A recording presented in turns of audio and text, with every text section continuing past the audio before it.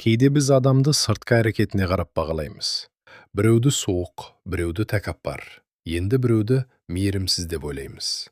Бірақ әр адамның жүрегінде ешкім білмейтін бір сыр болуы мүмкін. Ал жылдар бойы айтылмаған бір шындық кейде бәрін өзгертіп жібереді.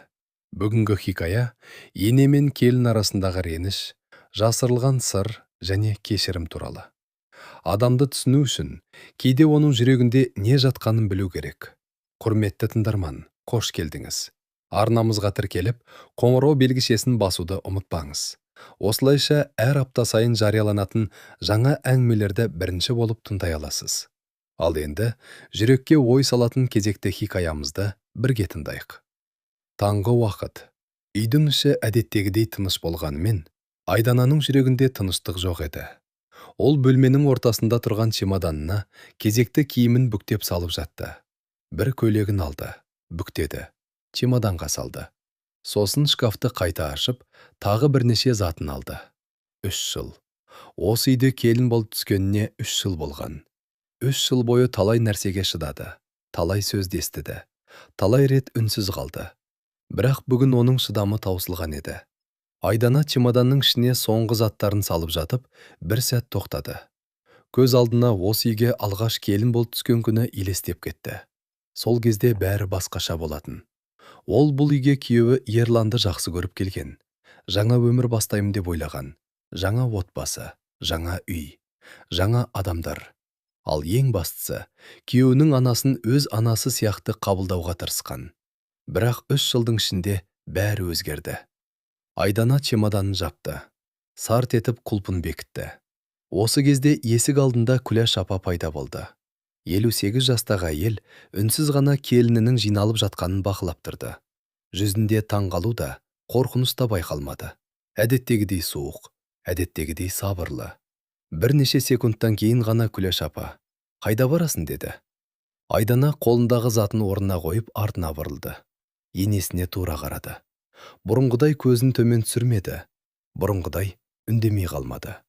"Кетемін" деді. Күләш апа үнсіз қалды. "Қайда?"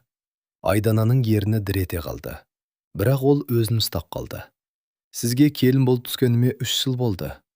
Күләш апаның жүзі өзгермеді. Айдана сөзін жалғастырды. "3 жыл бойы мені адам құрлы көрмедіңіз. Бөлмеде ауыр тыныштық орнады." Айдана осы сөзді айту үшін 3 жыл бойы ішіне жинаған ренішін қайта бастан өткендей болды. "Енді мен де сізді енем деп есептемеймін." Күләш апа келінінің сөзіне жауап бермеді. Ол тек Айдананың жанындағы чемодарға қарады. Сол сәтте сырттан Ерланның дауысы естілді. "Айдана." Ерлан бөлмеге кіргенде әйелінің чемоданын көріп, бірден тоқтап қалды. "Бұл не?" Айдана оған қарады. Ерланның жүзінен абыржу байқалды. "Айдана, не айтып тұрсың?" "Айдана, мен кетемін." "Қайда?" "Білмеймін." Ерлан анасына, сосын әйеліне қарады. "Неге?" Айдана ащы жымиып қойды. "Неге екенін өзің білмейсің бе?" "Айдана, сен анаңның сөзін тыңдайсың." Ерлан үндемеді. Айдана көзін тайдырмай. "Ал мен 3 жыл бойы осы үйде үнсіз өмір сүрдім." Ерлан: "Бірақ..." "Не бірақ?" Айдананың дауысы көтерілді. "Мен қанша рет саған айттым? Қанша рет анаңның маған қалай қарайтынын айттым?" Ерлан: "Анамның саған жамандық ойлағаны жоқ." Осы сөз Айдананың одан сайын ашуын келтірді. "Міне," ол қолын жайып жіберді. "Сен үнемі осылай айтасың. Анамның жаман ойы жоқ. Анам сондай адам. Түсінуге тырыс." 3 жыл бойы мен сенің анаңды түсінуге тырыстым." Күләш апа әлі де үнсіз тұрған. Айдана оған бұрылды. "Бірақ ол мені ешқашан түсінуге тырысқан жоқ." Күләш апаның көзі Айдананың көзіне түсті. Екеуі бірнеше секунд үнсіз қарасты. Бұл үйде келін мен ененің арасында 3 жыл бойы жиналған барлық реніш дәл осы үнсіздіктің ішінде тұрғандай еді. Айдана чемоданның тұтқасынан ұстап, "Мен енді шаршадым." Ерлан оған жақындамақ болды. Айдана, сабыр ет. Үйден кетіп қалу мәселені шешпейді. Айдана: "Мен үшін шешеді. Біз сөйлесіп..." "Жоқ." Айдана басын шайқады. 3 жыл сөйлестік. 3 жыл бойы мен сенің анаңның көңілін табуға тырыстым. Бір рет болса да мені қорғадың ба? Ерлан үндемей қалды. Айдана оның үнсіздігін көріп, көңілі одан сайын түсіп кетті. Міне, тағы да үнсізсім. Ол чемоданын көтермек болды. Сол сәтте Күлөш апа алғаш рет қозғалды. Кеткің келсе кет. Айдананың қолы тоқтап қалды. Ерлан да анасына қарады. Апа. Бірақ Күлөш апа оған қарамады. Ол Айданаға қарап тұрды. Кеткің келсе кет деді тағы да. Айдана енесінің бұл сөзінен кейін тіпті қатты күйінді. Ол ішінен мені тоқтатуға да тырыспайды деп ойлағандай болды. Жақсы деді Айдана. Ол чемоданын сүйреп, есікке қарай бет алды. Бір қадам, екінші қадам. Бірақ есікке жетпей, Күлөш апа күтпеген сөз айтты. Бірақ кетпей тұрып, менің бөлмемдегі сандықты ашып бара. Айдана тоқтады. Ерлан да анасына бұрылды. Қандай сандық? Күлөш апа жауап бермеді. Айдана баяу артына қарады. Не үшін? Күлөш апаның жүзі бұрынғыдай суық еді. Бірақ көз қарасында бір өзгешелік бар. Айдана оны бірден түсіне алмады. Сонда менің сені неге ешқашан жақсы көрмегендей болғанымды түсінесің? Айдананың жүрегі дүрсілдеп кетті. Ол енесіне үнсіз қарады. Не дедіңіз? Күлөш апа. Сандықты аш. Оның ішінде не бар? Күлөш апа біраз уақыт үндемеді. Сосын, өзің көресің. Айдананың жүзіндегі ашудың орнына енді түсінбеушілік пайда болды. Ол енесінің бөлмесіне қарады. Сосын, қайтадан Күлөш апаға қарады.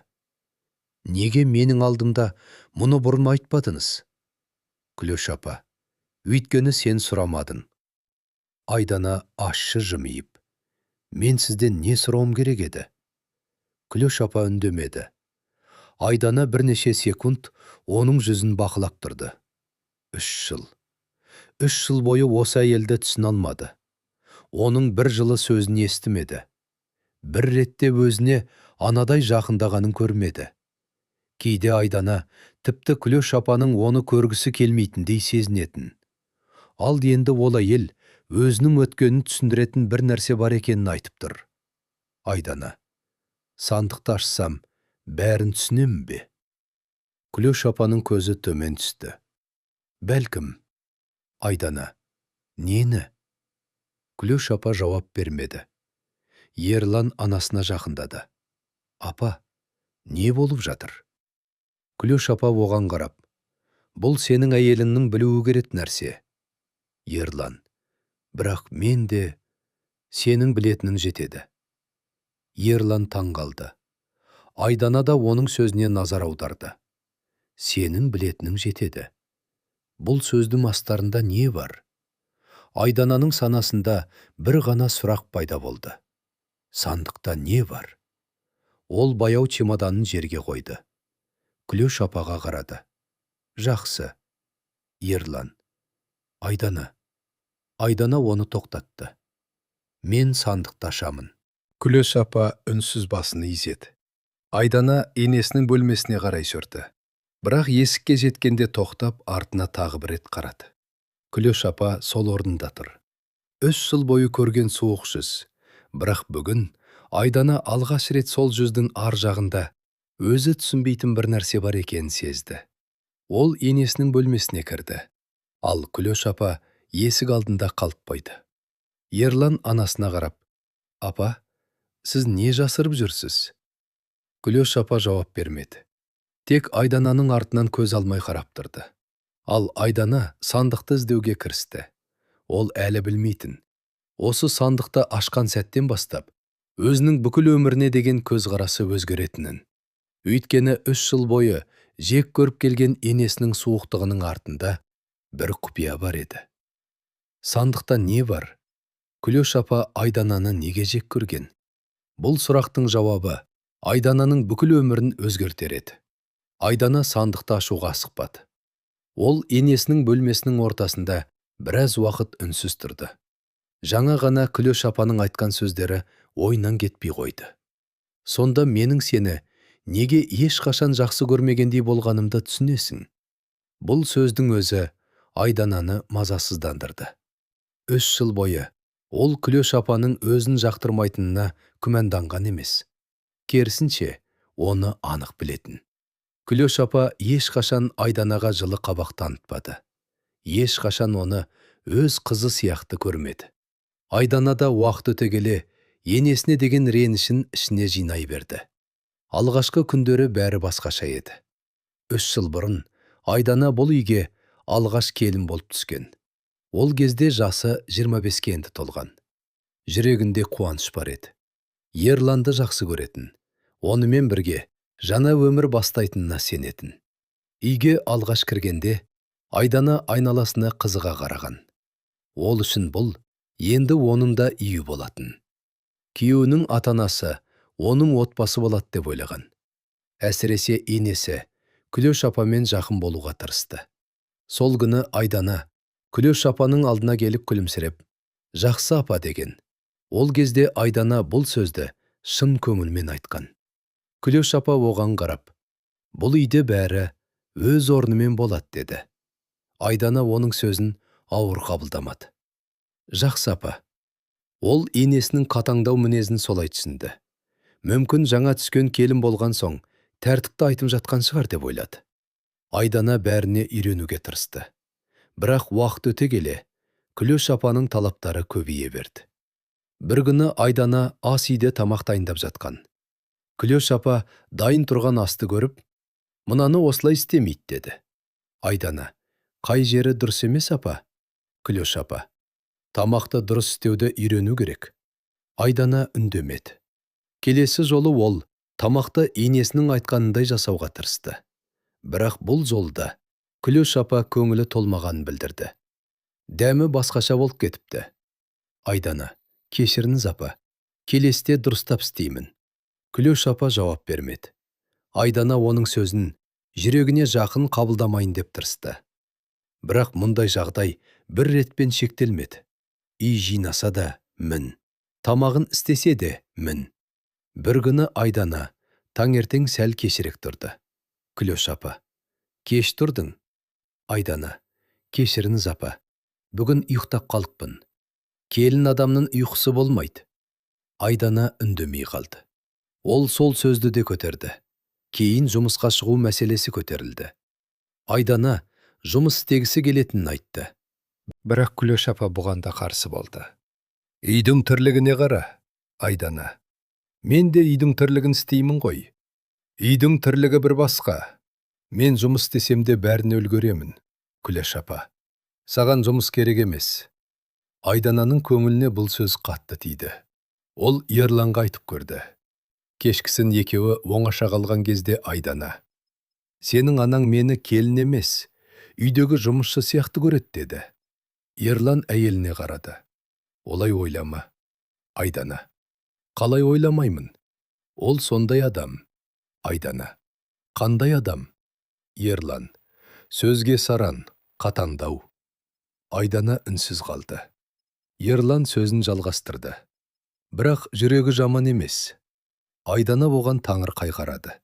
«Сен оны үнемі ақтайсың, Ерлан. Өйткені ол менің анам». Айдананың жүрегі ауырды. «Ал менше?» Ерлан, «Сен менің әйелімсің. Онда неге мені бір рет болса да түсінуге тырыспайсың?» Ерлан күрсінді. «Айдана, бұл үшін ұрысудың қажеті жоқ». Айдана үндемеді. Бірақ оның ішінде бір нәрсе өзгеріп бара жатты. Ол Күлеш апаның әр сөзінен өзін қабылдамайтынын сезіне бастады.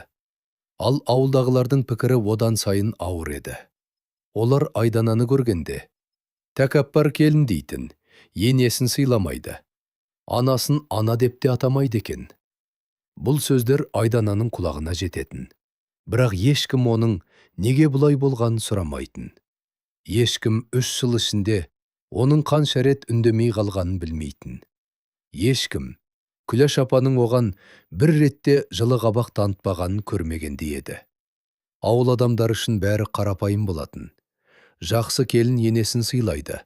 Ал Айдана енесіне жақындамайды. Демек, Жаман келін, Айдана. Айдана бірте-бірте Күләш ападан алыстай бастады. Ол енесіне ана деп айтпады. Алғашқы кезде бұл оған қиын болған. Бірақ кейін өзі де бұған үйреніп кетті. Күләш апа да оны қызым деп көрген жоқ. Сөйтіп, бір үйдің ішінде екі адам өмір сүрді. Бірі ене, бірі келін. Бірақ олардың арасында ана мен қыздың жылуы ешқашан болмады. Айдана кейде Ерланға: «Сенің анаң мені неге ұнатпайды?» деп сұрайтын. Ерлан әр жолы бір жауап беретін: «Ол сені ұнатпайды деген сөз емес». Айдана: «Онда неге маған бір ретте жылы сөйлеспейді?» Ерлан: «Ананның мінезі сондай». Айдана: «Неге бәрі менің түсінуім керек?» Ерлан: «Айдана». «Жоқ, Ерлан, 3 жыл болды, 3 жыл». Ерлан үнсіз қалатын. Айдана да ары қарай сөз таластырмайтын. Себебі ол күйеуінің анасы мен әйелінің арасында қалғанын түсінетін. Бірақ оны түсіну Айдананың ішіндегі ренішті жоймады. Керісінше, уақыт өте келе сол реніш тереңдей түсті. Күләш апа да Айданаға ешқашан жақындауға тырыспады. Ол өз әлемінде жүрді. Сөзге саран, қатаң, суық. Ал Айдана оның әрбір сөзін өзіне деген жек көрушілік ретінде қабылдайтын. 3 жыл осылай өтті. 3 жыл бойы Айдана өзін осы үйде бөтен адамдай сезінді. Бір күні тағы бір ұсақ нәрсе үшін Күләш апа мен Айдананың арасында сөз шықты. Айдана енді бұрынғыдай үндемей тұра алмады. Ол: «Мен сізге не істедім?» деп сұрады. Күләш апа оған қарады. «Ештеңе». Айдана: «Онда неге мені осылай қабылдайсыз?» Күләш апа жауап бермеді. «Мен сізге келін болып түстім. 3 жыл болды. Бірақ сіз мені бір ретте өз адамыңыздай көрмедіңіз». Күләш апаның жүзі өзгермеді. Айдана: «Мен сізге жамандық жасадым ба?» Тағы да үнсіздік. Айдананың көздері жасаурады. «Егер мен бір нәрсені дұрыс істемесем, айтыңыз, үйренемін. Бірақ мені үнемі кінәлай бергеніңізге шаршадым». Күләш апа: «Бітті ме?» Айдана бұл сөзден кейін қатып қалды. Ол енесіне қарап тұрып: «Иә, бітті». Сол күні Айдана алғаш рет Күләш апамен сөйлесудің еш пайдасы жоқ екенін түсінді. Ол өз бөлмесіне кіріп, Ерланды күтті. Ерлан келгенде оған бәрін айтты. «Мен енді шыдай алмаймын». Ерлан: «Тағы не болды?» «Сенің анаң». Айдана: «Жоқ, бұл жолы мені тыңда». Ерлан үндемеді. Айдана: «Мен осы үйге келген күннен бастап анаңның көңілін табуға тырыстым». «Білем». «Жоқ, білмейсің». Айдананың дауысы дірілдеді. «Сен менің қанша рет жылағанымды көрген жоқсың. Сен менің қанша рет өзімді кінәлағанымды білмейсің». Ерлан оған жақындады. «Айдана, бәрі жақсы болады». Айдана басын шайқады. «Жоқ». «Неге?» «Себебі сенің анаң мені ешқашан қабылдамайды». Ерлан: «Ол өзгеруі мүмкін».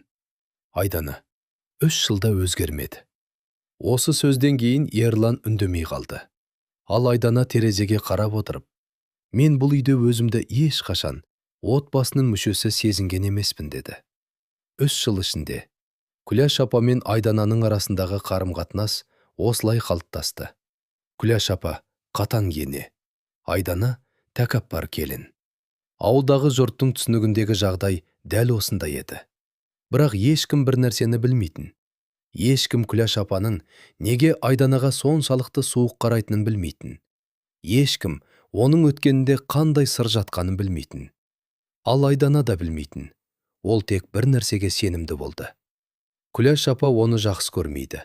Сондықтан бүгін ол чемоданын жинап, бұл үйден кетуге шешім қабылдады. Бірақ Айдана әлі Күләш апаның бөлмесіндегі сандықтың ішінде не жатқанын білмейді. Ал сол сандық оның 3 жыл бойы қалыптасқан бүкіл түсінігін өзгертеді. Айдана Күләш апаның бөлмесінде жалғыз қалды. Есіктің ар жағында Ерлан мен Күләш апаның дауыстары естілгендей болды. Бірақ Айдана олардың не айтып жатқанын тыңдамады. Оның бар ойы сандықта еді. Күләш апа өз айтты. Сандықты ашып қара. Сонда менің сені неге ешқашан жақсы көрмегендей болғанымды түсінесің. Бұл сөз Айдананың санасында қайта-қайта қайталанды. Ол бөлменің ішіне көз жүгіртті. Сандық көп көзге түсе бермейтін жерде тұр екен. Айдана оған жақындады. Бір сәт қолын созуға батылы жетпей тұрды. 3 жыл бойы бұл бөлмеге кіргенімен Күләш апаның жеке заттарына ешқашан қол тигізбеген. Ал қазір сол әйелдің өзі сандықты ашуға рұқсат берді. Айдана баяу еңкейіп, сандықтың қақпағына қолын қойды. Сәл кідірді. Сосын ашты. Сандықтың ішінен ең алдымен ескі суреттер көрінді. Айдана оларды қолына алды. Суреттердің кейбірі уақыт өте сарғайып кеткен. Ол бір суретке ұзақ қарады.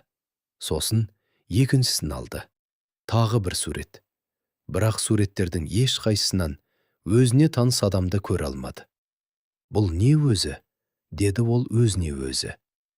Суреттердің астында бірнеше хат жатты. Айдана хаттарды да қолына алды. Олардың кейбірі бүктеліп, ұзақ уақыт сақталғаны көрініп тұрды. Ол бір хатты ашқысы келді. Бірақ сол сәтте көзінің астына түскен тағы бір затқа назар аударды. Кішкентай аяқ киім. Баланың кішкентай аяқ киімі. Айдана оны қолына алды.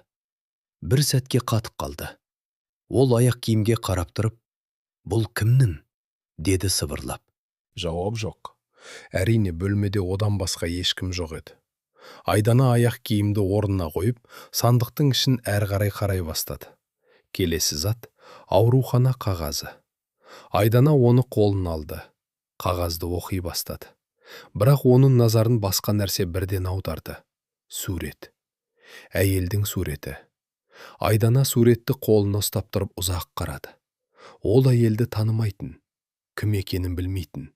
Бірақ суреттегі әйелдің жүзінен Айданаға түсініксіз бір ауырлық сезілді. Айдана суретті аударып қарады. Суреттің артында қолмен жазылған бірнеше сөз бар еді. Айдана жазуды оқыды.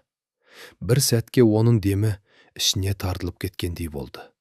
Суреттің артында Айданаға беруге болмайды деп жазылған. Айдананың қолы дір ете қалды. Айданаға? Ол қайта оқыды. Айданаға беруге болмайды. Бұл оның аты еді. Оным. Айдана суретке қайта қарады. Сосын жазуға қарады. Тағы да суретке қарады. Бұл кім? Жауапсыз сұрақ бөлменің ішінде қалды. Айдана енді сандықтағы заттарға басқаша қарай бастады. Ескі суреттер, хаттар, баланың кішкентай аяқ киімі, аурухана қағазы, және өзі танымайтын әйелдің суреті. Ең маңыздысы суреттің артындағы жазу. Айданаға беруге болмайды. Неге? Неліктен оның аты жазылған? Бұл сурет Күләш апаның сандығында неге сақталған? Ал суреттегі әйел кім? Айдананың жүрегі қатты соқты. Ол суретті қолынан түсіріп ала жаздады. Осы кезде есіктің сыртынан бір дыбыс естілді. Айдана жалт қарады. Біреу бөлмеге кірді. Артынан Күләш апаның дауысы шықты. Сенің бұл сандықты ашуға құқығың жоқ. Айдана бірден бұрылды. Қолында әлі де сурет бар еді. Күләш апа есік алдында тұрды. Оның жүзінде бұрынғыдай суықтық бар. Бірақ бұл жолы Айдана оның көзінен басқа нәрсені байқады. Күләш апа суретке қарап тұр. Дәлірек айтқанда, суреттің өзіне емес, Айдананың қолындағы суретке. Айдана оның өзгергенін байқады. Бұл кім? Күләш апа үндемеді. Айдана суретті көтеріп, бұл әйел кім? Күләш апа, суретті орнына қой. Айдана, неге? Орнына қой дедім. Айдананың дауысы қатқыл шықты. Сіз маған сандықты аш деп өзіңіз айттыңыз. Күләш апа, сандықты аш дедім. Бірақ ішіндегі әр затты ақтар дедім бе? Айдана, онда не үшін ашқыздыңыз? Күләш апа жауап бермеді. Айдана оның үнсіздігін пайдаланып, суретті тағы бір қарап шықты.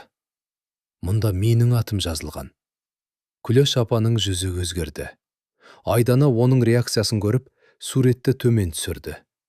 Неге? Күләш апа, сенің бұл туралы білуің керек емес. Айдана бірден, неге? Күләш апа, өйткені бұл менің жеке затым. Бірақ онда менің атым тұр. Күләш апа үнсіз қалды. Айдананың жүрегі дүрсілдеп кетті. Менің атымды кім жазды? Күләш апа, Айдана. Айдана оның сөзін бөліп жіберді. Бұл әйел кім?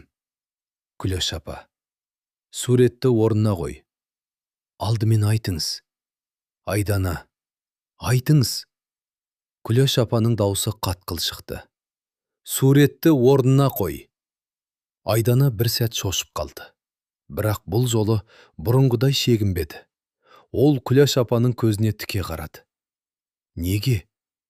Күләш апа үндемеді. Айдана суретті кеудесіне жақын ұстап. Сіз маған 3 жыл бойы суық қарадыңыз. Күләш апа үнсіз. 3 жыл бойы сіздің мені неге жақтырмайтыныңызды түсінбедім. Пағы үнсіздік. Бүгін кетіп бара жатқанымда өзіңіз сандықты ашуды айттыңыз. Айдананың көзі жасаурай бастады. Енді мен ішінен өз аты жөнімді көрдім. Сонда да үндемейсіз. Күләш апа оның жүзіне қарады. Айдана, бұл не? Күләш апа, сен түсінбейтін нәрсе. Айдана, онда түсіндіріңіз. Күләш апа, уақыты келгенде білесің. Айдана ащы жымиып. Тағы да күтуім керек пе? Күләш апа жауап бермеді. Айдана, 3 жыл күттім. Ол қолындағы суретті көрсетті. Енді тағы қанша жыл күтемін? Күләш апа, Айдана, кейбір нәрсені қазудың қажеті жоқ. Бұл сөз Айдананы одан сайын таңғалдырды. Неге? Күләш апа, өйткені өткенді өзгерте алмайсың. Айдана, бірақ мен өткенімді білгім келеді. Күләш апа үнсіз қалды. Айдананың жүрегі одан сайын мазасызданды. Өйткені енесінің мінезінен ол бір нәрсені түсінді. Бұл жай ғана ескі сурет емес.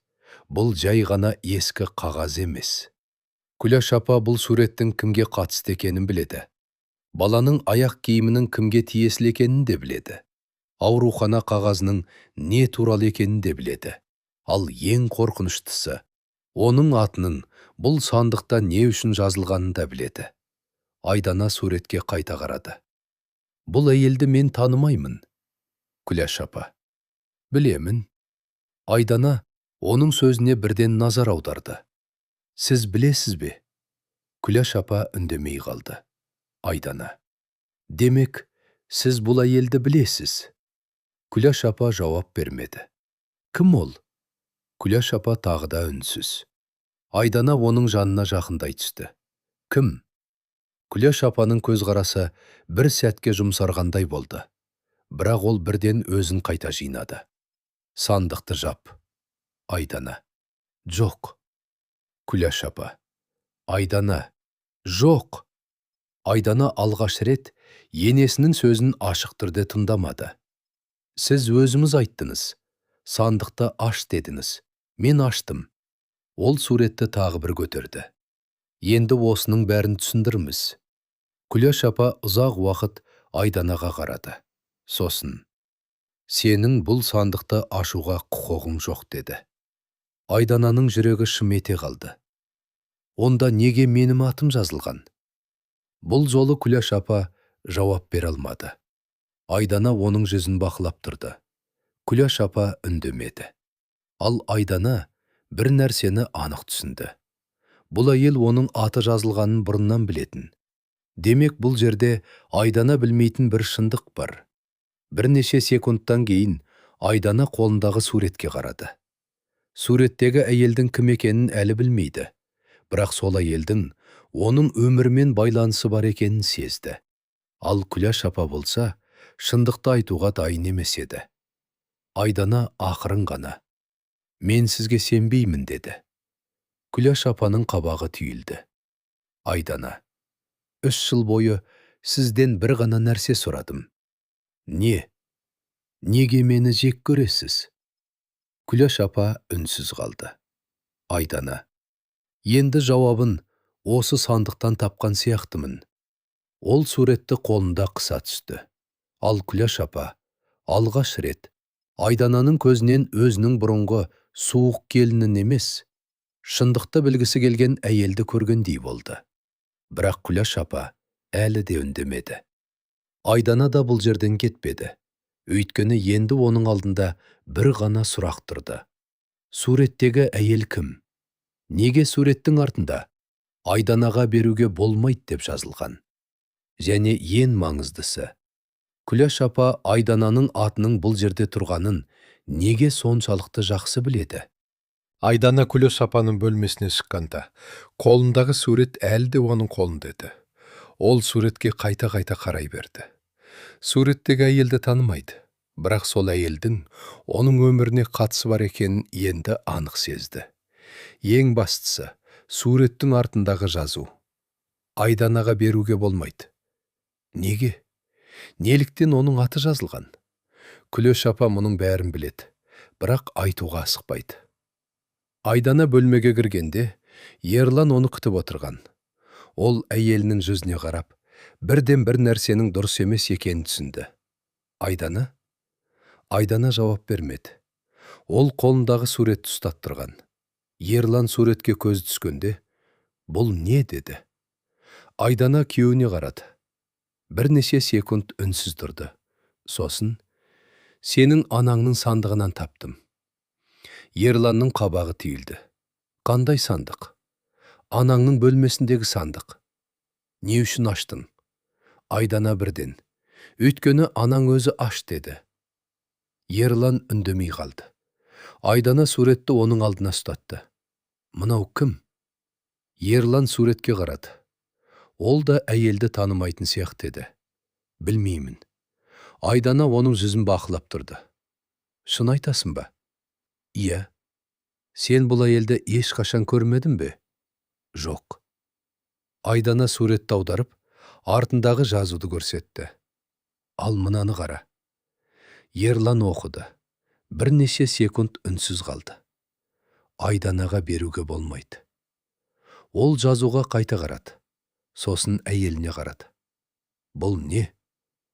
Айдана. Мен де соны білгім келеді. Ерлан суретті қайта ұстап. Анам не деді? Ештеңе. Қалайша ештеңе? Сұрадым. Не деді? Айдананың дауысы өзгерді. Айтқысы келмейді. Ерлан.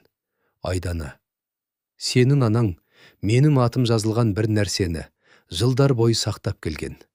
Оның ішінде ескі суреттер бар, хаттар бар, аурухана қағазы бар, баланың кішкентай аяқ киімі бар. Ерланның жүзі өзгерді. Баланың аяқ киімі? Айдана. Иә. Ерлан үндемеді. Айдана оның көзінен абыржуды көрді. Сен бұл туралы білмейсің бе? Жоқ. Онда не білесің? Ерлан. Ештеңе. Айдана. Сенің анаңның өткенінде не бар? Ерлан. Мен қайдан білейін? Айдана оған ренішпен қарады. Өйткені ол сенің анаң. Бұл оның жеке өмірі. Ал менің атым оның сандығында неге тұр? Ерлан жауап бере алмады. Айдана. Мен сенен бірінші рет сұрап тұрған жоқпын. Ерлан. Не туралы? Сенің анаң мені неге жек көреді? Ерлан ауыр күрсінді. Анам сені жек көрмейді. Айдана бірден. Тағы да осы сөз. Өйткені бұл шындық. Онда түсіндір. Ерлан үнсіз қалды. Айдана. 3 жыл бойы мен сенің анаңнан бір жылы сөз күттім. Айдана. Мен сенің анаңды жамандағым келмейді. Ол бір сәтке кідірді. Бірақ мен оның маған неге бұлай қарайтын білгім келеді. Ерлан әйеліне қарады. Айдананың көзінде ашудан гөрі шаршау басым еді. Егер мен бір нәрсе істеп, оны ренжіткен болсам айт. Егер менің қателігім болса, Мен оны түзетуге тырысам. Бірақ еш себепсіз 3 жыл бойы бір адамның суықтығын көтеру қиын. Ерлан: анам сондай адам. Айдана: жоқ. Ол басын шайқады. Бұл жолы олай айтпа. Ерлан үндемеді. Айдана қолындағы суретті көрсетті. Мынау ішінде анам сондай адам дейсің бе? Ерлан суретке қарады. Білмеймін. Онда біл. Ерлан: қалай? Әкеңнен сұра. Бұл сөзден кейін Ерлан үнсіз қалды. Айдана оның жүзінен бір шешім қабылдағанын байқады. Ерлан орнынан тұрды. Жақсы. Айдана: қайда барасың? Әкеме. Серік үйдің басқа бөлмесінде отырған. 60 жастағы ер адам сабырлы еді. Үйде не болып жатқанын сезгенмен ештеңеге араласпайтын. Ерлан әкесінің алдына келгенде Серік ұлына қарады. Не болды? Ерлан бірден жауап бермеді. Ол қолындағы суретті әкесінің алдына қойды. Серік суретке қараған сәтте оның жүзіндегі сабырлылық жоғалып кеткендей болды. Ерлан мұны бірден байқады. Сіз бұл әйелді танисыз? Серік үндемеді. Танисыз ғой. Серік суреттен көзін алмады. Қайдан алдың? Анамның сандығынан. Серік басын көтерді. Айдана тапты. Серік тағы да үнсіз қалды. Әке, мен сізден сұрап тұрмын. Кейбір нәрсені қазудың қажеті жоқ. Менің әйелім туралы болса, білуге тиіспін. Серік үнсіз қалды. Ерланның дауысы қатқыл шықты. Анам Айдананы неге жек көреді? Ол сені жек көрмейді. Мен Айдана туралы сұрап тұрған жоқпын. Ол суретті көрсетті. Мен анам туралы сұрап тұрмын. Серік ұлына қарады. 3 жыл болды. 3 жыл бойы Айдана анамның оған неге суық екенін түсінуге тырысып жүр. Бәрін білу міндетті емес. Мен білуге міндеттімін. Серік үндемеді. Ерлан: Айдананың аты анамның сандығында жазылған. Серік көзін төмен түсірді. Ерлан мұны көріп: сіз де білесіз. Ерлан: сіз де білесіз. Серік біраз уақыт үндемей отырды. Ерлан: мына әйел кім? Серік жауап бермеді. Неге Айдананың аты жазылған? Тағы үнсіздік. Әке. Серік ауыр күрсінді. Ол ұлына қарап: сен білмейтін нәрсе бар. Ерлан қатып қалды. Қандай? Серік оған ұзақ қарады. Сосын өте баяу: Айдана, бұл үйге кездейсоқ келген жоқ. Ерланның қабағы түйілді. Не деп едіңіз? Серік қайтадан үнсіз қалды. Мен түсінбедім. Түсінбегенің дұрыс шығар. Жоқ. Ерлан басын шайқады. Енді олай болмайды.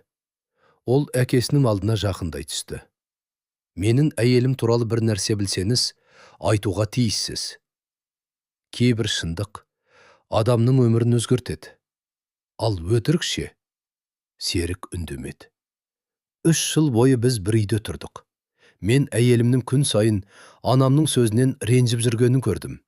Мен оны анамды түсінуге шақырдым. Ол суретке қарады. Ал қазір мен анамның мен білмейтін бір нәрсені жасырып келгенін түсіндім. Күләштің өз себебі бар. Қандай себеп? Серік жауап бермеді. Ерлан ашуланды. Менің әйелім туралы болса, білуге тиіспін. Серік ұлына қарады. Бұл жолы оның көзқарасы бұрынғыдан да ауыр еді. Сен білмейтін нәрсе бар. Не? Айдана, бұл үйге кездейсоқ келген жоқ. Ерлан орнында үнсіз тұрып қалды. Осы бір ғана сөйлем оның санасында қайта-қайта жаңғырды. Айдана, бұл үйге кездейсоқ келген жоқ. Бұл нені білдіреді? Айдананың осы отбасына келуі кездейсоқ емес пе? Күләш апа оны бұрыннан білді ме? Суреттегі әйел кім? Неліктен Айдананың аты сандықта жазылған? Ал ең бастысы, Күләш апа 3 жыл бойы Айданадан нені жасырды? Ерлан әкесінің жүзінен жауап іздеді. Бірақ Серік енді ештеңе айтпады. Ол тек үнсіз отырды. Ал басқа бөлмеде Айдана әлі де қолындағы суретке қарап тұрған. Ол өз өміріне қатысты ең маңызды құпияның дәл жанында тұрғанын әлі білмейтін. Бірақ енді бұл құпияны тек Күләш апа ғана емес, Серік те білетіні анық еді. Ал Ерлан үшін бәрі енді басталды. Айдана әлі де Күләш апаның алдында тұрды. Оның санасында мұндаған сұрақ. Бірақ сол сұрақтардың ішіндегі ең маңыздысы біреу ғана еді. Менің туған анам кім? Айдана бұл сұрақты өмірінде талай рет өзіне қойған. Бала кезінен бастап, өзінің туған анасы туралы көп нәрсе білмейтін. Оның өмірінде бір бос орын бар еді. Бірақ ол бос орынның дәл осы үймен байланысты екенін ешқашан ойлаған емес. Ал қазір Күләш апаның үнсіздігі Айдананың күдігін одан сайын күшейтіп тұрды. Менің анам кім? Деді Айдана тағы да. Күләш апа оған қарады, бірақ жауап бермеді. Айдана, сіз білесіз. Күләш апаның жүзі өзгерді. Менің анамды білесіз.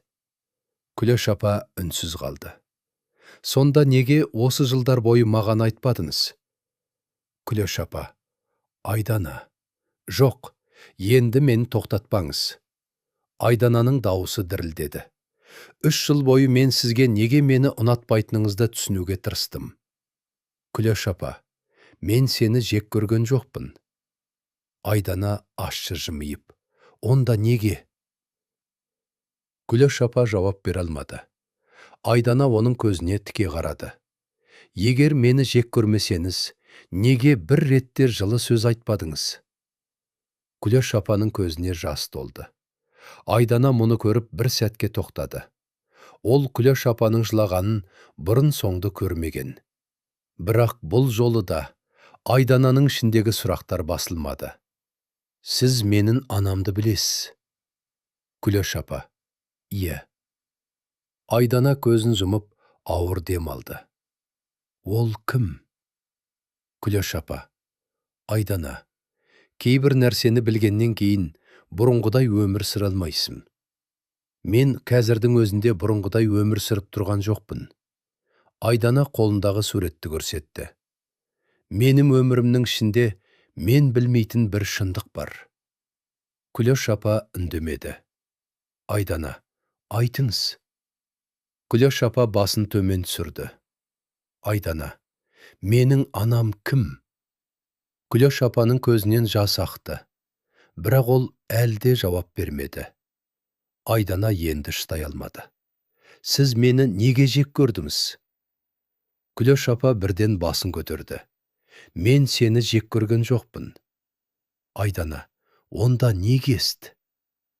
Ұзақ уақыт үнсіз тұрды. Сосын өте баяу.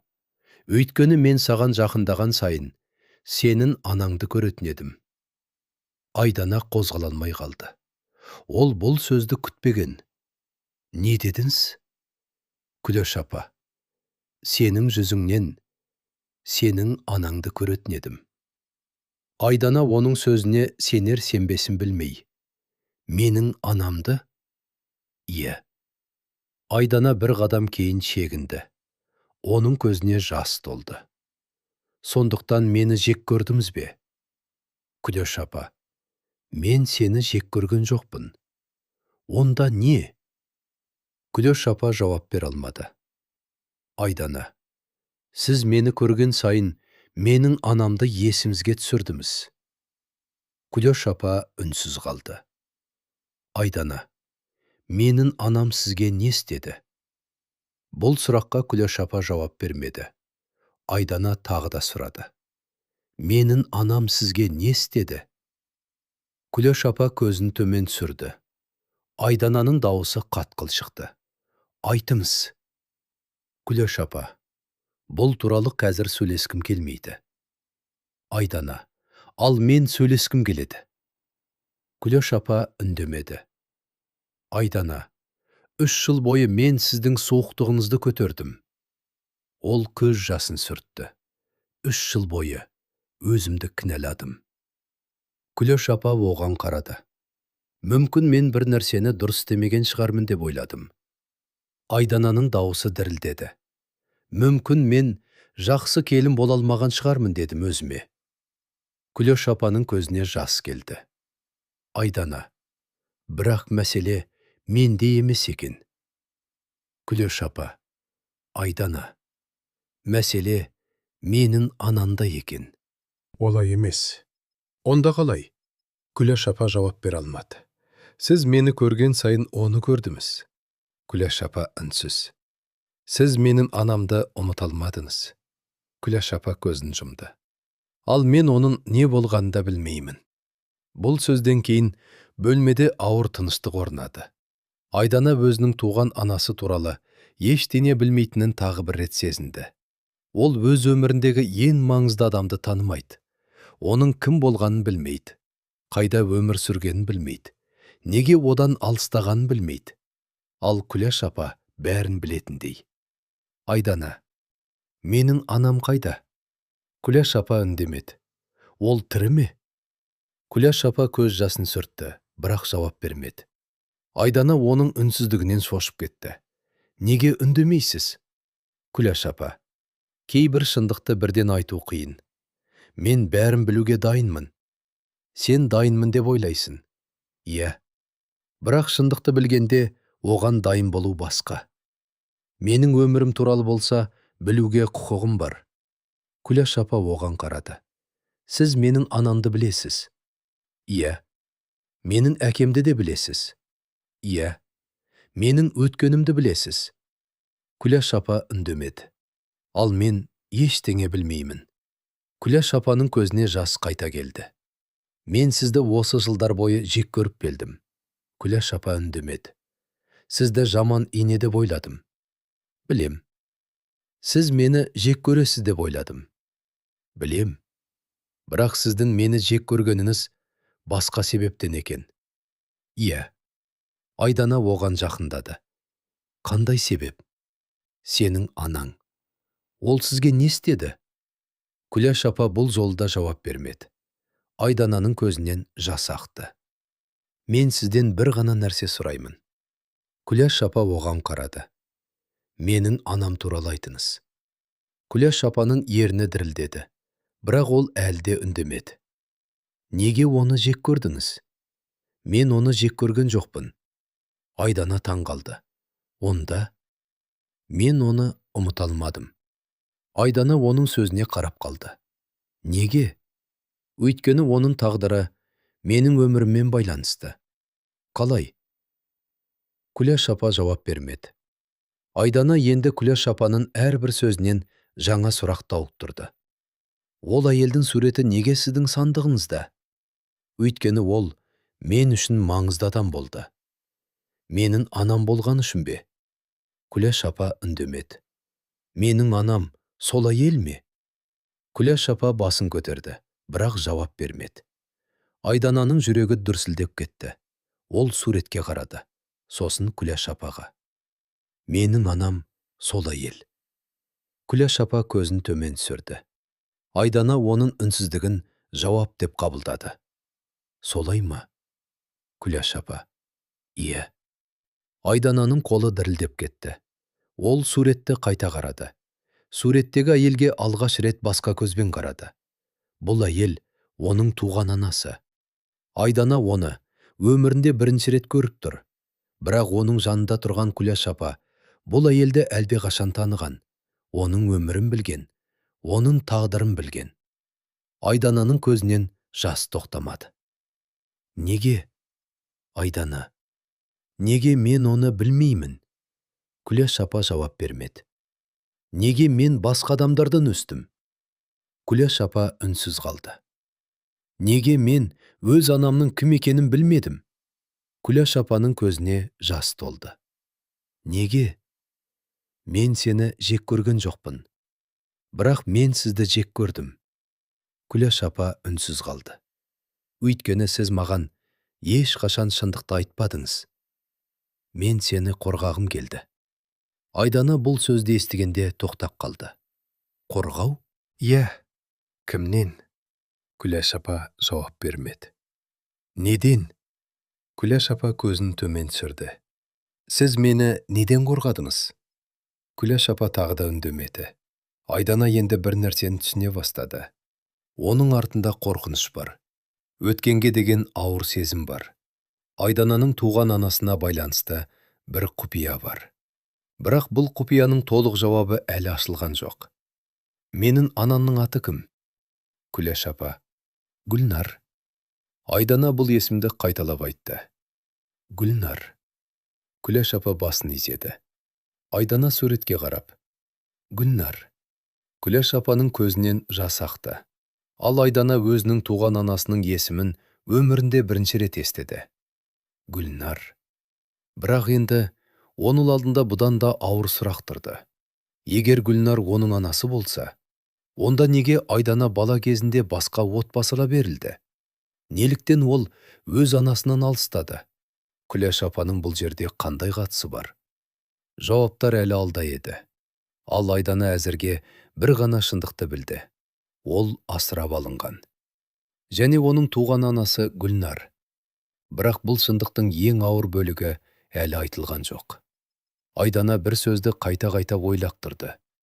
Гүлнар. Оның туған анасының аты. 30 жылға жуық уақыт бойы Айдана бұл есімді білмеген. Өзінің кімнен туғанын білмеді. Өз анасының қандай болғанын білмеді.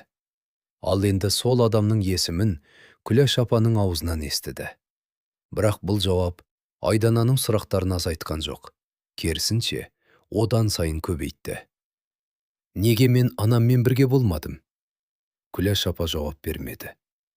Неге мені оған қалдырмадыңыздар? Күләш апа көзін төмен түсірді. Айдананың дауысы қатқыл шықты. Сіз менің анамды білдіңіз? Иә. Сіз менің әкемді де білдіңіз? Иә. Айдана. Айтыңыз. Күләш апа оған қарады. Қазір бәрін айту қиын. Айдана басын шайқады. Мен үшін емес. Айдана. Мен үшін бәрі қазірдің өзінде қиын. Күләш апа үндемеді. Айдана көз жасын сүртті. Мен өз анамның кім екенін 30 жылға жуық уақыттан кейін біліп тұрмын. Ол қолындағы суретке қарады. Ал сіз оны бұрыннан білдіңіз? Күләш апаның көзіне жас келді. Мен сені қорғағым келді.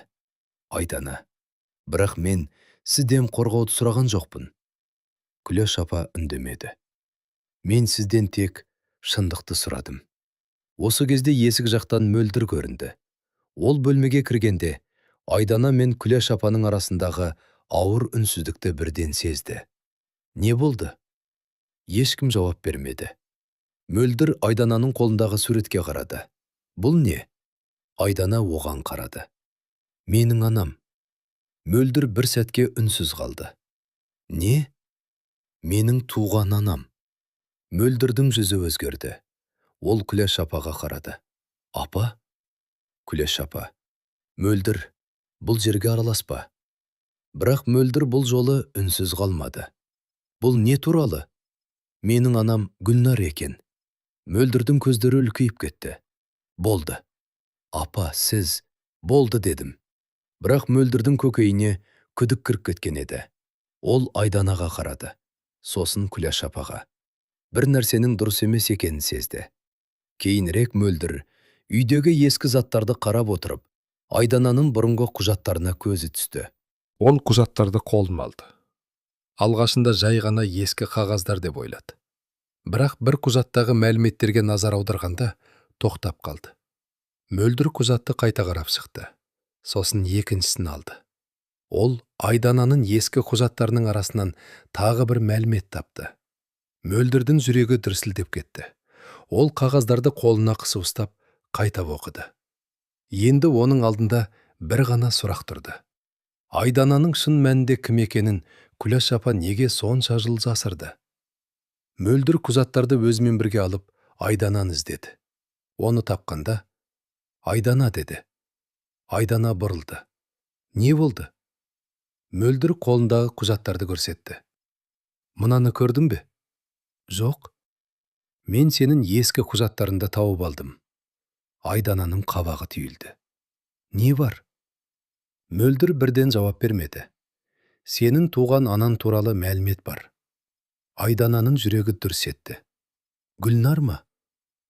Мөлдір басын изеді. Иә. Айдана құжатты қолына алды. Ол тағы бір рет оқыды. Мөлдір. Бірақ мұнда басқа нәрсе де бар.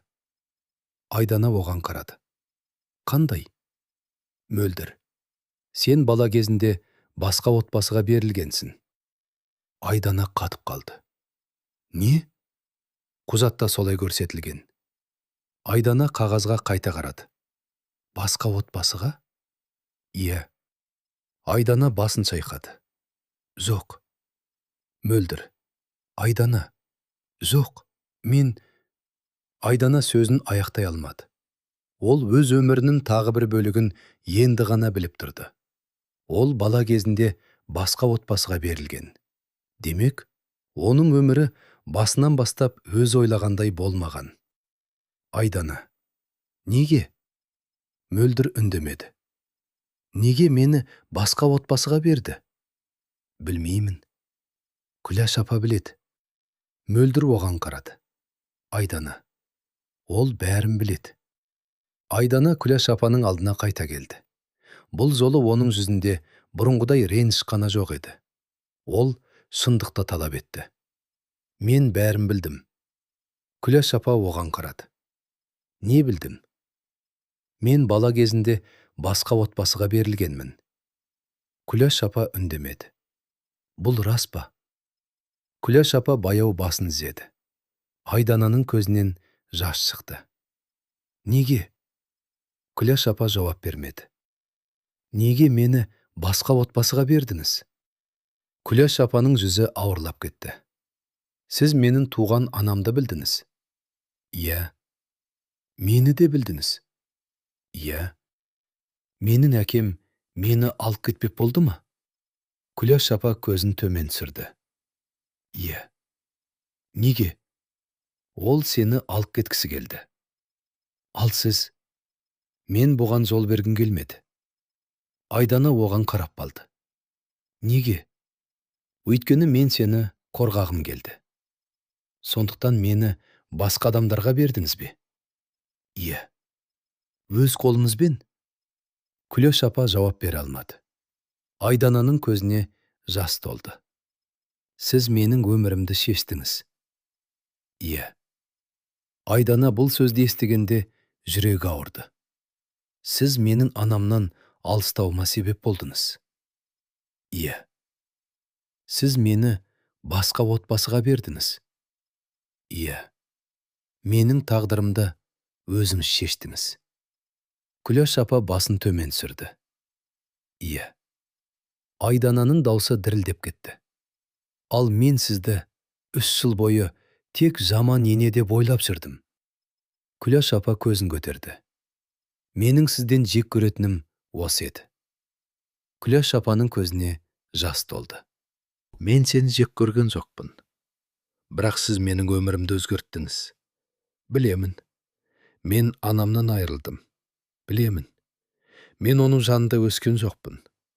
Білемін. Айдананың көзінен жас ақты. Неге?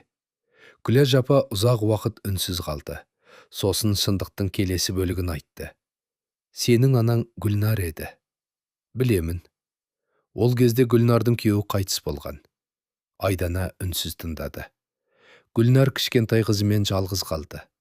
Айдананың жүрегі қысылды. Сол қыз мен бе? Иә. Айдана көзін жұмды. Күләш апа сөзін жалғастырды. Сол кезде сенің тағдырыңды шешетін жағдай болды. Қандай жағдай? Гүлнардың қызы жоғалып кетті. Айдана селт етті. Мен жоғалдым ба? Иә. Қалай? Сенің әкең сені алып кетпек болды. Ал сіз?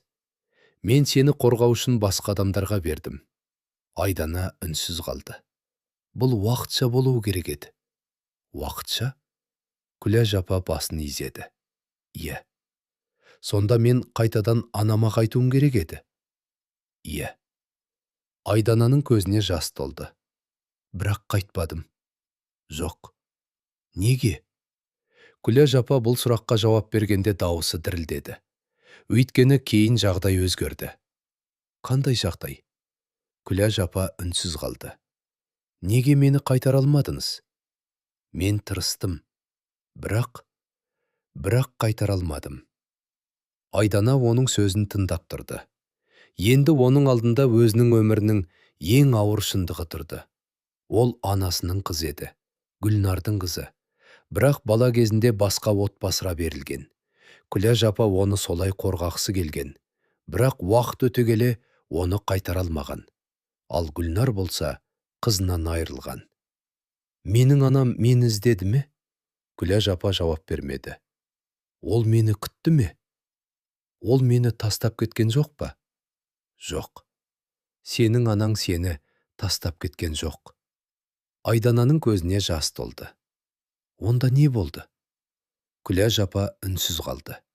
Айтыңыз. Оның жүзінде 30 жыл бойы арғалап келген ауыр өкініш бар еді. Сенің анаң сені маған сеніп тапсырды. Айдана қозғала алмай қалды. Не? Сенің анаң менің не істегенімді білді. Ол сізге сенді ме? Иә. Айдананың көзінен жас ақты. Бірақ Күләш апаның сөзінің ең ауыр жері әлі алда еді. Өйткені Айдана осы уақытқа дейін өзін анасы тастап кетті деп ойлауы мүмкін еді. Ал шындық басқа болатын. Гүлнар қызын тастап кеткен жоқ. Күләш апа оны қорғау үшін басқа отбасыға берген. Бірақ сол шешімнен кейін бәрі өзгерген. Ал Айдана өзінің туған анасына қайта орала алмады. Енді Айдананың алдында бір ғана сұрақ тұрды. Егер анасы оны тастап кетпесе, онда неге Айдана 30 жыл бойы Гүлнардан бөлек өмір сүрді? Бұл сұрақтың жауабы келесі шындықта еді. Айдана Күләш апаның айтқан сөздерінен кейін ұзақ уақыт үнсіз отырды. Оның басында бәрі араласып кеткен. 3 жыл бойы өзін жек көрген енесі, өзінің туған анасы Гүлнар, балалық шағы, Күләш апаның оның тағдырына араласқаны. Бәрі бір-бірімен байланысып кеткендей еді. Бірақ Айдананың жүрегіндегі ауырлық басылған жоқ. Керісінше, енді оның реніші одан сайын тереңдегендей болды. Өйткені Күләш апа оны қорғағысы келгенін айтса да, Айдананың өмірін өз шешімімен өзгерткен. Сіз менің өмірімді шештіңіз. Күләш апа үнсіз қалды. Мен қайда өсетінімді сіз шештіңіз. Тағы үнсіздік. Менің анамнан бөлек өмір сүруімді де сіз шештіңіз. Күләш апа. Айдана. Жоқ. Айдана басын шайқады. Енді мені тоқтатпаңыз. Күләш апа оған қарап тұрды. Айдананың көзінен жас ақты. Мен сізді ешқашан кешірмеймін. Бұл сөзді айтқанда Айдананың дауысы дірілдеді. Күләш апа оған ұзақ қарады. Бірақ қарсы сөз айтпады. Өзін ақтауға тырыспады. Кек үнсіз қалды. Сіз мені қорғадым дейсіз. Күләш апа үндемеді. Бірақ мен үшін сіз мені анамнан айырған адамсыз. Күләш апаның көзіне жас келді. Менің өмірімнің қалай болатынын сіз шештіңіз. Білемін. Сіз менің анаммен бірге өсуіме мүмкіндік бермедіңіз. Күләш апа тағы да үндемеді. Мен сізді кешіре алмаймын. Күләш апа басын төмен түсірді. Осы кезде Айдана Ерланға бұрылды. Ерлан осының бәрін үнсіз тыңдап тұрған. Ол әйеліне қарады. Сен де менімен бірге жүресің. Ерлан бір сәтке абдырап қалды. Айдана, мен сенімен бірге өмір сүрдім. Ол көз жасын сүртті. 3 жыл бойы осы үйде сенің жанымда болдым. Ерлан, білемін, мен саған сендім. Ерлан үндемеді. Енді мен бұл үйде қалғым келмейді. Ерлан, бірақ, егер менімен бірге болсаң, менімен бірге жүр. Ерлан анасына қарады. Сосын Айданаға қарады. Оның алдында қиын таңдау тұрды. Бір жағында анасы, екінші жағында әйелі. Ерлан екеуінің арасында қалды. Ол анасын өмір бойы құрметтеп келген. Анасының сөзіне сенген. Ал енді әйелінің алдында тұрып, оның 3 жыл бойы қанша нәрсені ішіне жинағанын көріп тұр. Айдана оның жауабын күтті. Ерлан: Айдана, мен сенен көп нәрсе сұрап тұрған жоқпын. Ерлан үнсіз қалды. Мен тек менімен бірге жүруіңді сұраймын. Ерлан тағы да анасына қарады. Күлөш апа оның көзқарасын түсінді. Бірақ ол ұлына ештеңе айтпады. Айдана чемоданына қарай жүрді. Ол чемоданның қолын алды. Ерлан әлі орнында тұр. Айдана есікке қарай бет алды. Бірнеше қадамнан кейін тоқтады. Артқа бұрылды. Күлөш апа әлі сол жерде. Айдана оған қарады. 3 жыл бойы осы әйелге деген реніші ішін өртеген. Ол осы үйде өзін бөтен сезінді. Күлөш апаның әрбір суық сөзі есінде. Әрбір үнсіздігі, әрбір қабылдамағаны. Бірақ қазір ол оның өткенін білді. Күлөш апаның не үшін бұлай жасағанын енді түсіне бастағанымен, жүрегіндегі жара жазылған жоқ. Мен сізді кешіре алмаймын. Күлөш апа басын изеді. Мүмкін ешқашан кешірмейтін шығармын. Күлөш апа оған қарады. Білем. Бірақ мен сіз сияқты өмір сүргім келмейді. Күлөш апа үндемеді. Мен өз өмірімді өзім шешкім келеді. Осы сөзден кейін ол Ерланға қарады. Жүр. Ерлан орнынан қозғалмады. Айдананың көзіне жас толды. Ерлан анасына қарады. Күлөш апа ұлының көзқарасын көрді. Ол ештеңе сұрамады. Ұлын өзінде қалдыруға тырыспады. Керісінше, өте сабырлы дауыспен бар, деді. Ерлан анасына қарады. Апа, әйеліңді таңда. Ерлан үнсіз қалды. Бұл сөзді Күлөш апа бірінші рет айтты. Ол ешқашан ұлын Айдананың жағына шығуға мәжбүрлемеген, бірақ бүгін өзі шешім жасап отыр. Бар, деді Күлөш апа тағы да. Ерлан анасына ұзақ қарады. Айдана есік алдында тұр. Ол Ерланның шешімін күтті. Айдананың жүзінен оның қаншалықты ауыр күйде тұрғаны көрінді. Ерлан баяу әйелінің жанына келді. Айдана оған қарады. Ерлан оның чемоданына қол созды. Айдана үндемеді. Екеуі есікке қарай жүрді. Күлөш апа олардың артынан қарап қалды. Ерлан есікке жеткенде бір сәтке тоқтады. Ол артына бұрылды. Анасы жалғыз тұр. Апа, бар? Ерлан тағы бір сәт қарап тұрды. Сосын Айданамен бірге сыртқа шықты. Есік жабылды.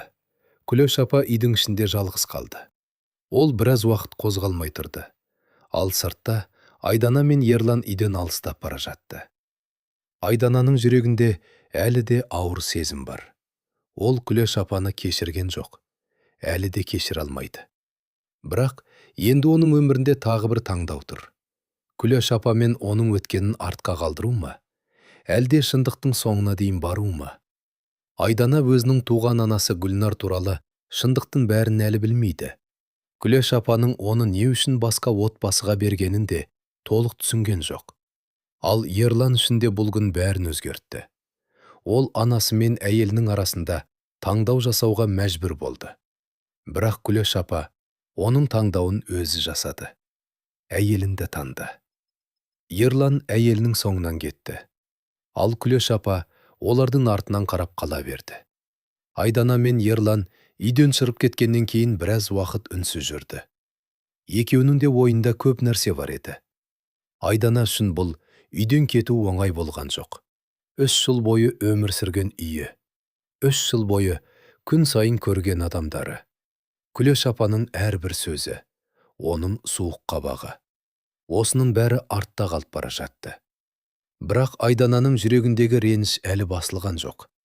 Күлөш апаның айтқандары оның санасында қайта-қайта жаңғыратын. Мен сені жек көрген жоқпын. Сенің анаңды көретін едім. Мен сені қорғағым келді.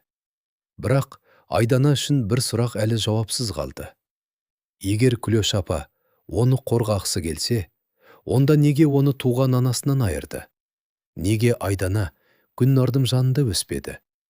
Неге оның бүкіл балалық шағы басқа отбасының арасында өтті? Айдана бұл сұрақтардың жауабын білмейінше тынышталмайтынын түсінді. Ол Ерланға қарады. Сенің анаң бәрін айтып болған жоқ. Білем. Сенің әкең де бәрін айтпады. Білем. Сонда тағы не бар? Ерлан жауап бере алмады. Ол да бұл сұрақтың жауабын білмейтін. Екеуі әрі қарай жүріп бара жатқанда, арттарынан Серіктің дауысы естілді. Айдана! Айдана тоқтады. Ерлан да артына қарады. Серік олардың артынан келе жатты. Ол қолында бір нәрсе ұстап алған. Әке? Серік жақындап келді. Ол біраз уақыт үнсіз тұрды. Сосын қолындағы хатты Айданаға ұсынды. Мұны саған күлеш беруді сұрады. Айдана хатқа қарап қалды. Маған ба? Серік басын изеді. Иә. Айдана хатты алуға бірден қол созбады. Ол Серікке қарады. Не туралы? Серік. Оны өзің оқы. Айдана хатқа қарады. Оның жүрегі қайтадан дүрсілдей бастады. Күлеш апа неге хат жазды? Неге өзі айтпады? Неліктен Серік арқылы берді? Айдана хатты қолын алды. Ол менімен сөйлесе алмай ма? Қазір оған айту қиын. Айдана үндемеді. Оқы. Айдана хатты ашты. Қағаздың бетінде бірнеше жол бар еді. Айдана алғашқы сөздерді оқи бастағанда-ақ, оның жүрегі қысылып кетті. Бұл хат Күлеш апаның атынан жазылған. Ол Айданаға өзінің туған анасы туралы жазған. Егер бір күні мені іздесең, мен сені тастап кеткен жоқпын.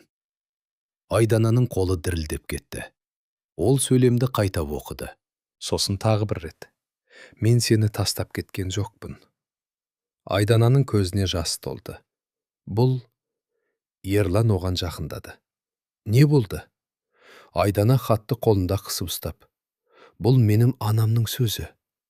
Серік үнсіз тұрды. Айдана хатты әр қарай оқыды. Гүлнардың қызына жазған сөз еді. Ол қызына өзін тастап кеткен адам емес екенін айтқан. Айдананың жүрегі ауырып кетті.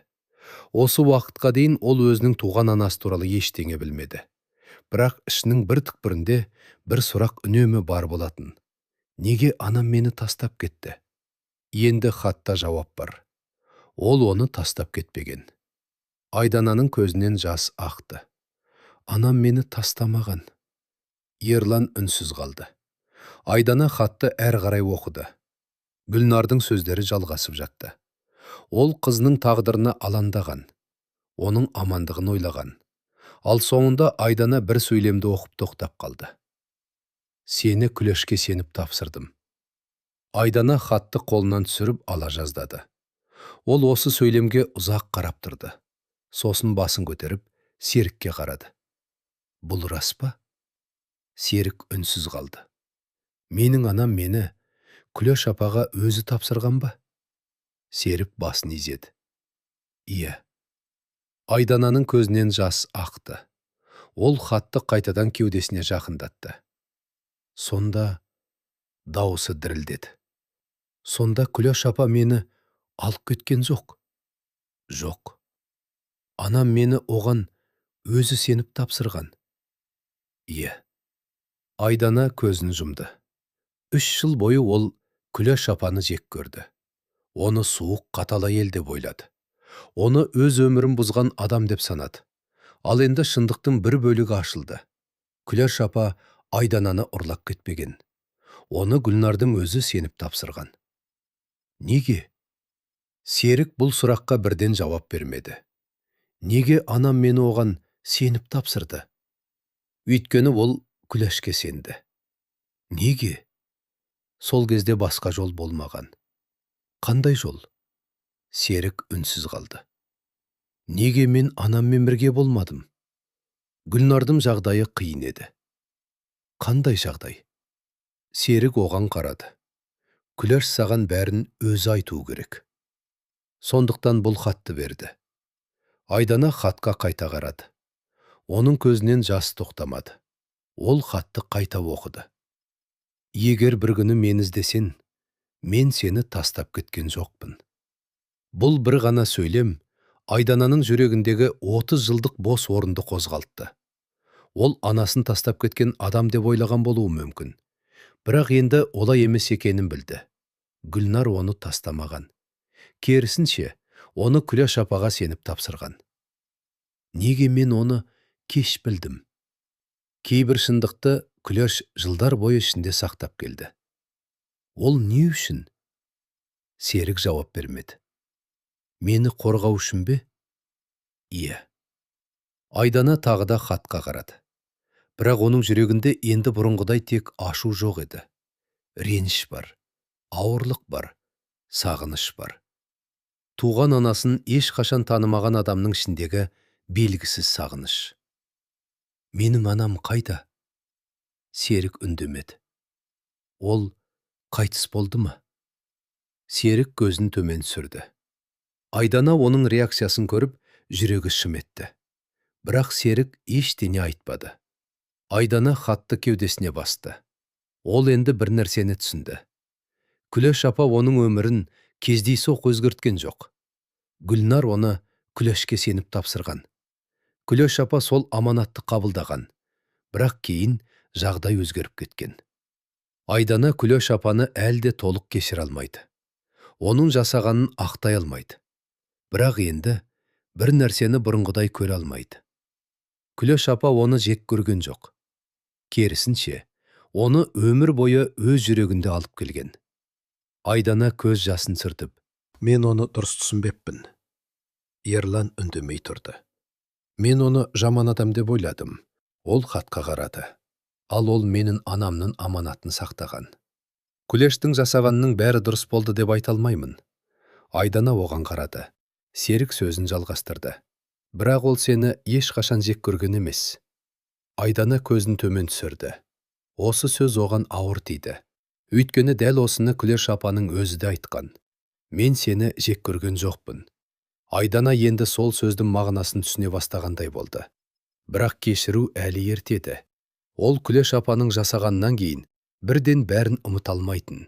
3 жылдық реніш бір күнде жоғалмайды. Балалық шағындағы бос орын да бір хатпен толмайды. Айдана хатты бүктеп, өзіне жақын ұстады. Мен оны көргім келеді. Кімді? Айдана көз жасын сүртіп. Анамды. Серік үнсіз қалды. Мен Гүлнарды көргім келеді. Ерлан әйеліне қарады. Ал Айдана алғаш рет өзінің туған анасының атын жүрегіне жақын сезінді. Гүлнар. Ол енді оның анасы, оны тастап кеткен жоқ екенін білді.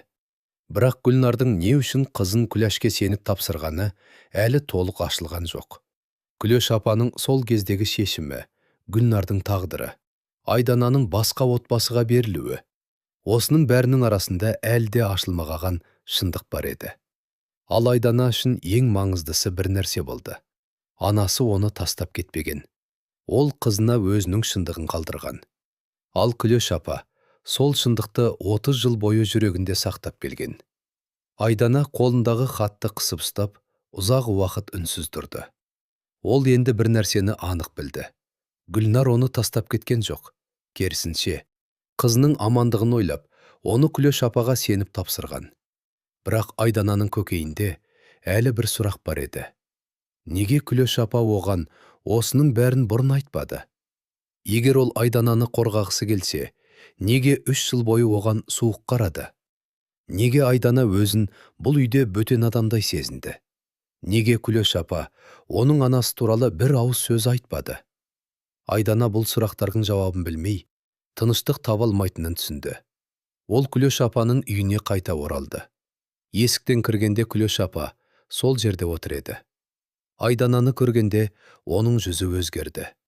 Ол қызының қайтып бергенін күтпегендей болды.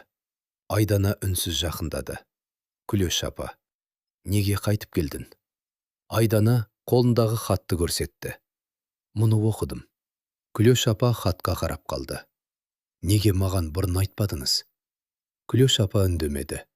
Сіз мені 3 жыл бойы өз үйіңізде келін ретінде ұстап отырдыңыз. Күләш апа үнсіз. Бірақ сіз менің кім екенімді білдіңіз.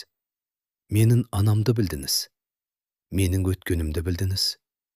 Сонда неге маған жақындамадыңыз? Күлөш апа жауап бермеді. Неге бір рет болса да мені құшақтамадыңыз? Күлөш апаның көзінен жас ақты. Неге бір рет болса да қызым демедіңіз? Күлөш апа басын көтерді, бірақ сөз таба алмады. Мен сізді жек көрдім. Күлөш апа, білем. Сізді жаман ене деп ойладым.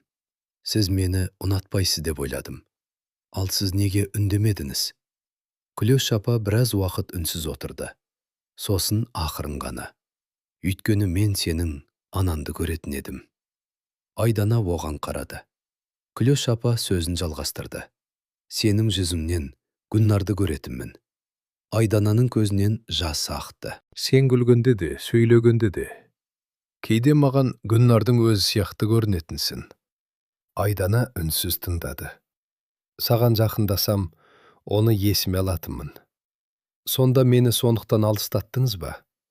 Иә. Сіз мені жек көрмедіңіз? Жоқ. Сіз менің анамды ұмыта алмадыңыз? Иә. Бірақ сіз мені де жақсы көрдіңіз. Күлөш апа көз жасын сүртті. Ұзақ үнсіздіктен кейін. Иә. Айдананың жүрегі ауырды. Ол 3 жыл бойы өзі жек көрген адамның шын мәнде оған деген сезімін енді ғана түсіне бастады. Мен сені келінім ретінде қабылдаған кезде, сенің кім екеніңді білдім. Білдім. Бірақ сенің маған жақындағаныңды қаламадым. Неге? Өйткені мен сені тағы да жоғалтып алудан қорықтым. Айдана бұл сөзді естігенде үнсіз қалды. Сенің өміріме қайта кірсем, бәрі қайтадан өзгеріп кетеді деп қорықтым. Сондықтан мені суық қабылдадыңыз. Иә. Мені үнемі сынадыңыз. Иә. Мені өзімізден алыстаттыңыз. Иә. Айдана көз жасын сүртті. Бірақ сіз мені жек көрген жоқсыз. Жоқ. Айдана оған ұзақ қарап тұрды. Сіз мені келінім болғаным үшін емес. Күлөш апа үндемеді. Айдананың дауысы дірілдеді. Өз қызымыздай жақсы көргеніміз үшін алыстаттыңыз. Күлөш апаның көзінен жас ақты. Ол басын изеді. Неге? Күлөш апа оған қарады. Өйткені мен сені тағы да жоғалтып алудан қорықтым. Бұл сөз бөлмедегі ауыр тыныштықты бұзды. Айдана енді Күлөш апаның не үшін 3 жыл бойы суық болғанын түсіне бастады. Оның қаталдығының артында жек көрушілік емес, өткеннің ауыр жарасы тұрған. Бірақ Айдананың жүрегіндегі жара да бар еді. Ол Күлөш апаның жасағанын бірден ұмыта алмайды. Ол анасының жанында өспеген. Ол Гүлнарды танымаған. Ол өзінің өткенін 30 жылға жуық уақыт бойы білмеген. Сондықтан Айдана Күлөш апаны сол сәтте кешіре алмады. Бірақ алғаш рет оның жүрегіндегі бір нәрсе өзгерді. Ол Күлөш апаның өзін жек көрмегенін білді. Мен сені жақсы көрдім. Айдананың көзінен жас ақты. Бірақ оны дұрыс көрсете алмадым. Айдана үндемеді. Менің бар қателігім сол болды. Айдана оған қарап тұрды. Екеуінің арасында әлі де жылдар бойы жиналған ауырлық бар еді.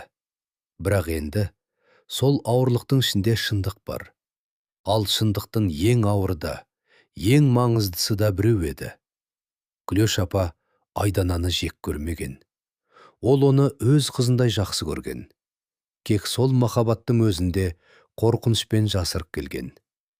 Ал Айдана бұл шындықты қабылдауға әлі дайын емес еді. Өйткені оның жүрегінде әлі бір ғана сөз тұрды.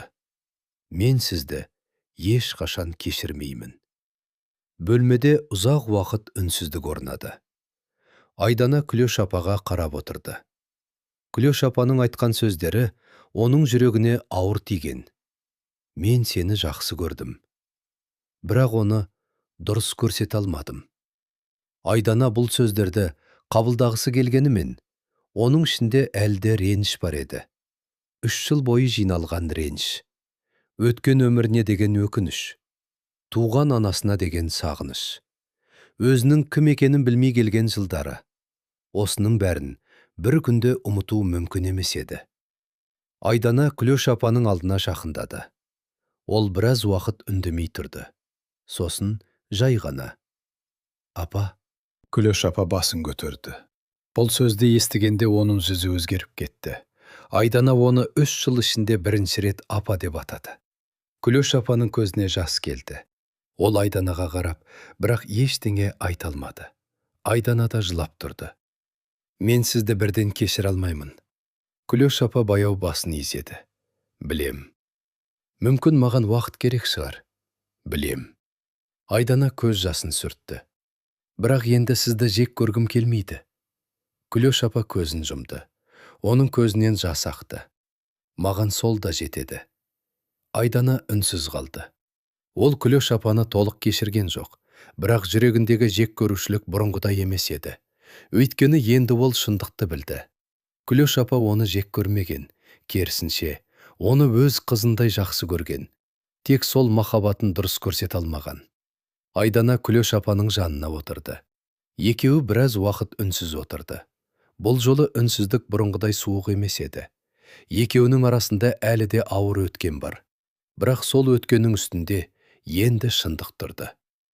«Менің анамды көргім келеді». Күлөш апаның көзіне жас келді. Ол басын изеді. «Көресің». Айдана оған қарады. «Мен оны кеш таптым. Бірақ таптым». Айдананың көзіне жас толды. «Мен оны өмір бойы іздедім». Ол да сені тастап кеткен жоқ». Айдана басын төмен түсірді. Ол туған анасы Гүлнардың сөздерін есіне алды. «Егер бір күні мені іздесең, мен сені тастап кеткен жоқпын». Бұл сөздер оның жүрегінде мәңгі қалатын еді. Біраз уақыт өткен соң, Айдана туған анасының қабіріне барды. Қолында гүл бар. Ол қабірдің алдына келіп, біраз уақыт үнсіз тұрды. 30 жылға жуық уақыт бойы білмеген адамының алдында тұр. Оның анасы Гүлнар. Айдана қолындағы гүлді қабірдің жанына қойды. Көзінен жас ақты. «Апа». Осы бір сөзді айту оған ауыр болды. «Мен сізді кешіктіріп таптым». Айдана біраз үнсіз тұрды. «Бірақ сіз мені тастамағаныңызды енді білемін». Ол көз жасын сүртті. «Мен сіздің қызыңыз екенімді енді білемін». Айдананың дауысы дірілдеді.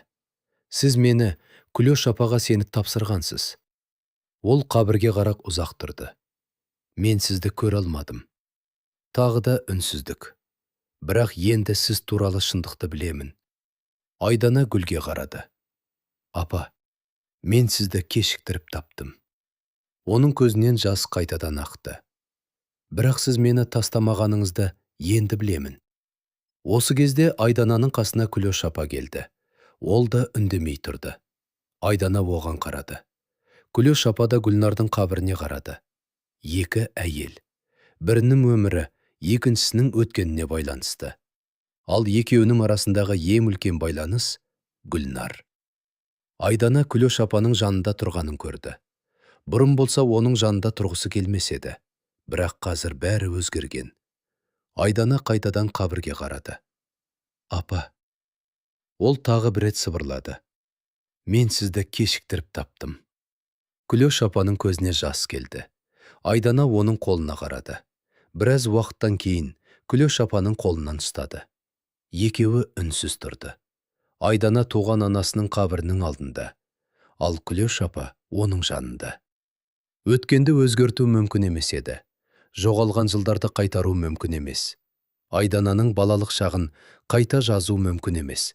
Бірақ енді олардың арасында өтірік жоқ, шындық бар. Кешіру бірден келген жоқ. Бірақ жек көрушілік те бұрынғыдай емес еді. Кейде адам біреуді жылдар бойы жаман деп ойлайды. Оның әр сөзінен мән іздейді. Әр әрекетінен өзіне деген суықтықты көреді. Бірақ оның жүрегінде қандай сыр жатқанын білмеуі мүмкін. Кейде адамның қаталдығының артында жек көрушілік емес, қорқыныш жатады. Кейде адамның үнсіздігінің артында айтылмаған шындық жатады. Ал кейде кешіру болған жағдайды ұмыту емес. Кешіру адамның не үшін солай жасағанын түсінуге тырысу. Айдана Күләш апаны сол күні толық кешірген жоқ. Бірақ оны енді жек көргісі келмеді. Ал Күләш апа үшін Айдананың апа деген бір ғана сөзі жеткілікті еді. Осылайша Айдананың 3 жыл бойы түсінбеген енесінің құпиясы ашылды. Ол жаман ене ғана емес еді. Оның жүрегінде 30 жыл бойы сақталған аманат бар еді. Ал сол аманаттың аты Айдана. Кейде біз бір адамды жылдар бойы жаман деп ойлаймыз. Оның әр сөзінен мән іздейміз. Әр әрекетінен өзімізге деген суықтықты көреміз. Бірақ оның жүрегінде қандай сыр жатқанын білмейміз. Ал сіз қалай ойлайсыз? Айдананың орнында болсаңыз, Күләш апаны кешірер ме едіңіз? Кейде кешіру болған жағдайды ұмыту емес. Кешіру адамның не үшін солай жасағанын түсінуге тырысу. Бұл хикаяда өз мәресіне жетті. Тыңдағандарыңызға рахмет. Егер әңгіме сізге ой салса, пікіріңізді төменде қалдырыңыз. Келесі әсерлі хикаяда қайта кездескенше, аман сау болыңыздар.